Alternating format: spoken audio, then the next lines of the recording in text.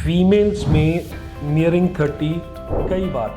ज़्यादा hair loss मिलता है, बाल ज़्यादा झड़ते हैं या फिर हेयर थिनिंग ज़्यादा होती है। क्या वजह है कि इस एज में स्पेसिफिकली ज़्यादा हेयर लॉस और हेयर थिनिंग मिलती है फीमेल्स? मोस्ट कॉमनली जो रीजंस रहते हैं वो genetics, hormonal imbalances, lack of self care, stressful life, improper nutrition या फिर इम्प्रॉपर हेयर केयर रहता है। इस एज में एक्सेसिव हेयर फॉल या हेयर थिनिंग होने का जो मेन कारण होता है फीमेल्स में। अगर हम वन बाय वन करके देखें तो सबसे कॉमन रहता है जेनेटिक ससेप्टेबिलिटी। अगर आपकी फैमिली में मदर को या सिस्टर को हिस्ट्री है इस एज में हेयर लॉस ज़्यादा होने की या हेयर थिनिंग ज़्यादा होने की, तो डेफिनेटली आप भी ससेप्टेबल हैं और आपका भी हेयर फॉल नियरिंग 30 ज़्यादा हो सकता है एज़ कम्पेयर टू जो आपके सराउंडिंग में फीमेल्स हैं। देन हार्मोनल चेंजेस एक मेजर कंट्रीब्यूटिंग फैक्टर है जो एक्चुअली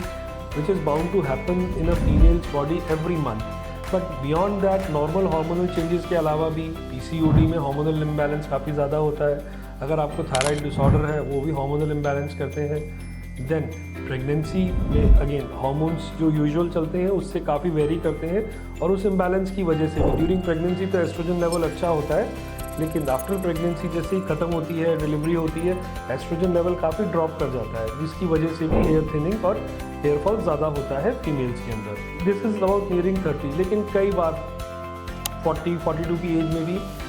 पेशेंट्स को, फीमेल्स को अर्ली मेनोपॉज स्टार्ट हो जाता है और वो भी जो यूजुअल जो हेयर लॉस होता है, हेयर थिनिंग होती है, वो थोड़ा लेट स्टेज पे होती है,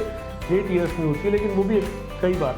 अगर अर्ली मेनोपॉज सेट हो रहा है तो ये इस तरह की थिनिंग और हेयर फॉल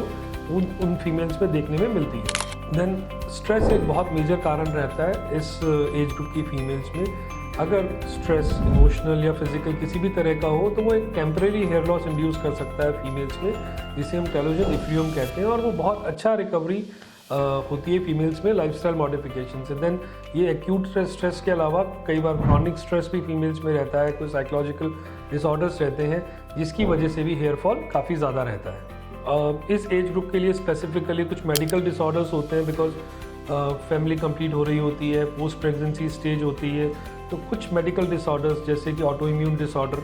जैसे ल्यूपस, इसमें भी हेयर फॉल ज़्यादा होता है। देन इस एज ग्रुप में काफ़ी फीमेल्स में एनीमिया मिलता है जो एक मेजर कारण है स्पेसिफिकली इंडिया में फीमेल्स में एक्सेसिव हेयर लॉस या हेयर थिनिंग का। Then again because of too many responsibilities in the family, females कहीं ना कहीं खुद को ध्यान नहीं देती हैं खुद पे, और इस एज ग्रुप में न्यूट्रिशनल डेफिशिएंसीज भी बहुत कॉमन रीज़न रहता है इस वजह से, जो कि एक्सेसिव हेयर फॉल करवाता है फीमेल्स में। बियॉन्ड दैट, अगर आप रेगुलरली कोई स्पेसिफिक हेयर प्रोडक्ट्स यूज़ करते हैं, एक्सेसिवली यूज़ करते हैं, एक्सेसिव स्टाइलिंग करवाते हैं, एक्सेसिव हीटिंग प्रोडक्ट्स यूज़ करते हैं या हीटिंग इक्विपमेंट्स यूज़ करते हैं बालों के लिए, तो वो again this is also quite common इस एज ग्रुप में फीमेल्स के अंदर, वो भी एड ऑन कर सकता है आपकी हेयर फॉल को या हेयर थिनिंग को बढ़ाने में। सो अगर हम बात करें specifically for this age group which is nearing 30 for females, hair loss and hair thinning is very common,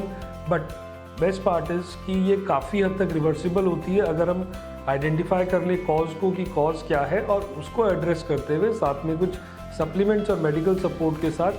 काफ़ी हद तक फीमेल्स वापस से अपने अच्छे हेयर, थिक हेयर रिगेन कर सकती हैं।